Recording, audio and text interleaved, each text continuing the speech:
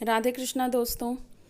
Banaras Hindu university का नाम तो आपने ज़रूर सुना होगा, जो वाराणसी उत्तर प्रदेश में है।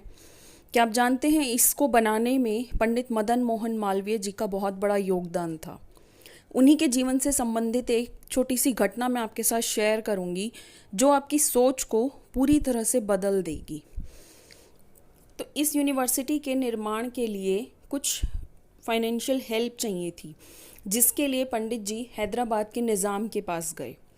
निज़ाम ने साफ इनकार कर दिया फाइनेंशियल हेल्प करने से और कहा कि तुम्हें मिलेगा तो सिर्फ मेरा जूता। और ये कहकर निज़ाम ने अपना जूता पंडित जी के ऊपर फेंक दिया। अब इतनी बड़ी बात होने के बाद भी पंडित जी को बिल्कुल भी गुस्सा नहीं आया। बड़ी ही विनम्रता के साथ उन्होंने वो जूता उठाया और अपने साथ ले गए। क्या किया उन्होंने उस जूते को नीलामी के लिए रख दिया, ये कहकर कि ये जूता हैदराबाद के निज़ाम का है और जो बंदा इसकी सबसे ऊंची बोली लगाएगा वो इसे ले जा सकता है। अब निज़ाम जो था वो बिल्कुल भी लोगों को पसंद नहीं था अपने रूड बिहेवियर की वजह से। इस कारण कोई भी वो जूता लेने नहीं आया। ये बात निज़ाम के कानों तक पहुंची। उसे लगा कि ये तो मेरी बेइज्जती हो जाएगी। उसने तुरंत अपने लोगों को भेजा और पैसे देकर वो जूता खरीदवा लिया। इस तरह से पंडित मदन मोहन मालवीय जी की फाइनेंशियल हेल्प भी हो गई। तो अब इस घटना से हमें बहुत सारी चीज़ें सीखने को मिलेंगी। आप ध्यान से सुनिएगा। सबसे पहले तो है बी हम्बल, विनम्र बनिए। जो व्यक्ति विनम्र होता है ना, उसके अंदर ईगो बिल्कुल भी नहीं होता। और ईगो ना होने का मतलब है कि सामने वाला आपसे कितना भी बुरा व्यवहार कर ले, आपको बुरा नहीं लगेगा। क्योंकि हमें गुस्सा तब आता है जब हमारे अंदर ईगो होता है, लेकिन जब हम हम्बल रहेंगे, विनम्र रहेंगे ना, तो हमें गुस्सा नहीं आएगा। हर प्रॉब्लम को ठीक से फेस कर पाएंगे।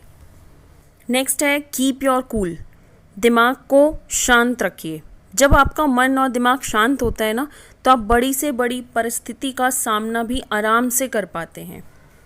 कोई भी बात आपके सामने आ जाए, अगर आपका दिमाग ठंडा है, कूल है, तो आप बेहतर तरीके से उसके सॉल्यूशन के बारे में सोच पाते हैं। नेक्स्ट है रिस्पॉन्ड, डू नॉट रिएक्ट। किसी भी सिचुएशन को बेहतर तरीके से हैंडल करने के लिए तुरंत रिएक्ट करने की बजाय रिस्पॉन्ड करना सीखें। कोई गुस्से में बोला और आपने भी तुरंत गुस्से में जवाब दे दिया, रिएक्ट कर दिया, तो बात बिगड़ जाएगी। लेकिन मन शांत रहेगा तो आप सोच समझ कर जवाब देंगे, मतलब कि रिस्पॉन्ड करेंगे। उसके बाद है take advantage of unfavourable situation. मतलब जब परिस्थिति प्रतिकूल होती है, अनफेवरेबल होती है, तो सही निर्णय लेना मुश्किल हो जाता है। लेकिन आपको ऐसा नहीं करना, आपको उसका भी फ़ायदा उठाने की सोचनी है। टूटना नहीं है, डट कर मुकाबला करना है।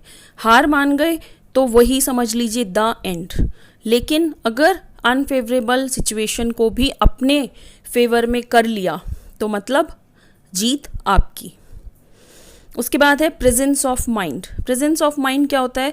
Ability to remain calm and take quick decision.